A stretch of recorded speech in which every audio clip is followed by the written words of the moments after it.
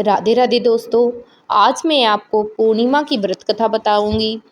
यह दिन बहुत ही शुभ माना जाता है। आध्यात्मिक दृष्टिकोण से बहुत से लोग इस दिन व्रत भी रखते हैं। इस दिन माँ महालक्ष्मी की उपासना की जाती है और रात में खीर बनाकर सूर्य की किरणों में रखकर उसको खाने से विशेष लाभ की प्राप्ति होती है।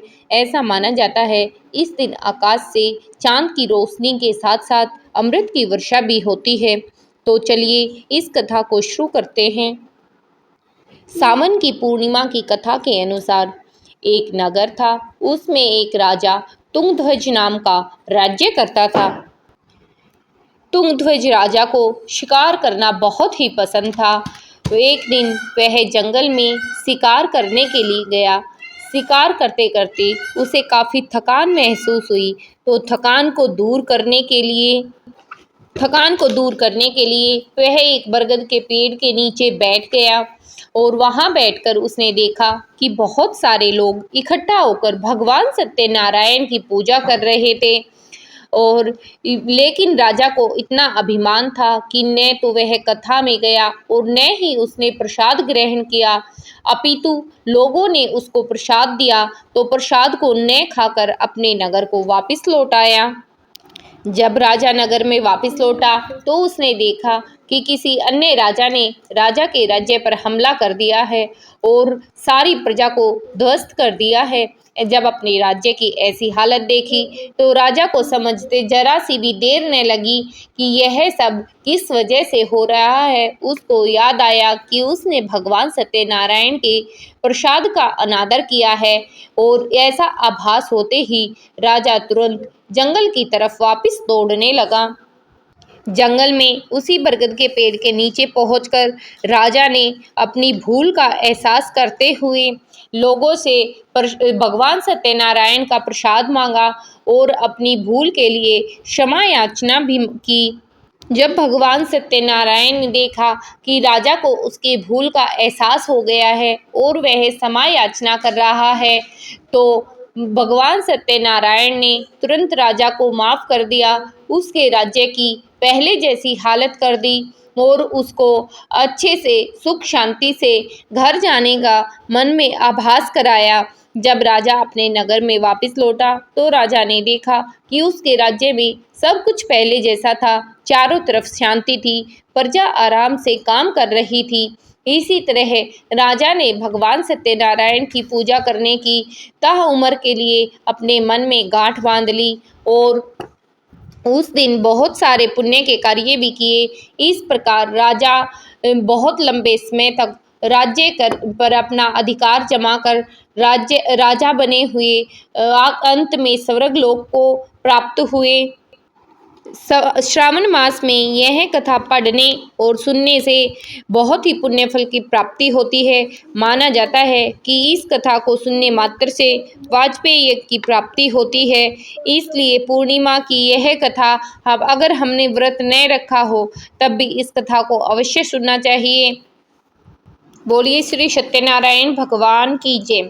इस बार श्रावण मास के साथ साथ अधिक मास भी चल रहा है तो अधिक मास के अनुसार जो पूर्णिमा की कथा है वह भी मैं आपको सुना रही हूँ। कृपया ध्यान लगाकर सुनिएगा और आपसे एक निवेदन है कि अगर मेरी कथा कहानी अच्छी लग रही है तो आप वीडियो को लाइक और शेयर अवश्य करें। तो चलिए अधिक मास की पूर्णिमा की कथा को शुरू करते हैं। बहुत पुराने समय की बात है। एक बार एक ब्राह्मण कांतिका नगर में रहता था। ब्राह्मण का नाम धनेश्वर था। धनेश्वर की कोई भी संतान नहीं थी। धनेश्वर ब्राह्मण हमेशा दान और दक्षिणा मांगकर ही अपने घर का गुजारा किया करता था। एक दिन वह थोड़ा सा बीमार हो गया तो उसने अपनी पत्नी को नगरी में जाकर दान मांगने के लिए कहा। उसकी पत्नी नगरी में दान मांगने के लिए गई। वहां पर लोगों ने उसे दान देने के लिए मना कर दिया क्योंकि वह निसंतान थी। तो यह सब सुनकर वह बहुत दुखी हुई।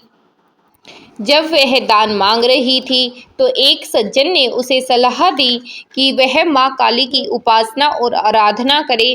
जब वह वापस लौटी और उसने ब्राह्मण को सारी बात बताई। तो ब्राह्मण और उसकी पत्नी ने बिल्कुल मन लगाकर 16 दिन तक माँ काली की उपासना और आराधना की। इससे माँ काली प्रसन्न होकर स्वयं वहाँ पर प्रकट हो गई और साथ ही उन दोनों को संतान प्राप्ति का आशीर्वाद भी दिया और कहा कि उन्हें हर पूर्णिमा को एक आटे का दीप अवश्य जलाना है।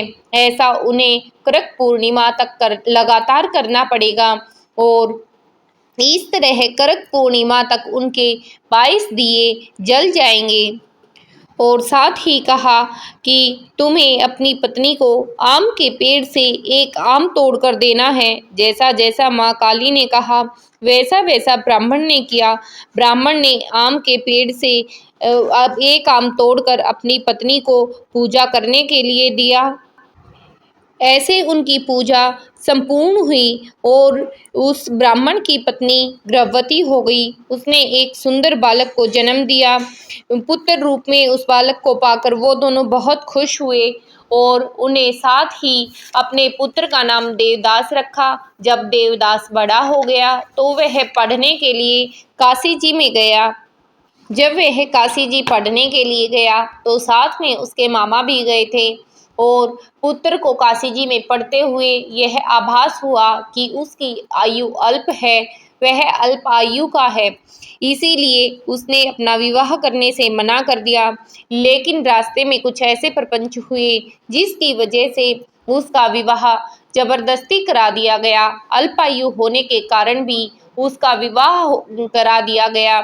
उसकी पत्नी भी पूर्णिमा के व्रत किया करती थी और उसी पूर्णिमा के व्रत का फल उस देवदास को मिला और देवदास को जब काल मारने के लिए आया, जब उसकी मृत्यु का समय हुआ तो पूर्णिमा के फल को प्राप्त करने के कारण काल भी उसका कुछ नहीं बिगाड़ सका। ऐसी पूर्णिमा के व्रत की महिमा है। इस दिन भगवान सत्यनारायण की पूजा पूरे सच्चे मन से करनी चाहिए। रात को माँ लक्ष्मी और तुलसी पूजा अवश्य करनी चाहिए। श्रावण में भगवान शिव की आराधना के बिना तो कोई भी कार्य सफल नहीं होता, इसलिए भगवान शिव की आराधना भी करनी चाहिए। इसी इसी तरह मैं अपनी कहानी को यहाँ पे समाप्त करती हूँ।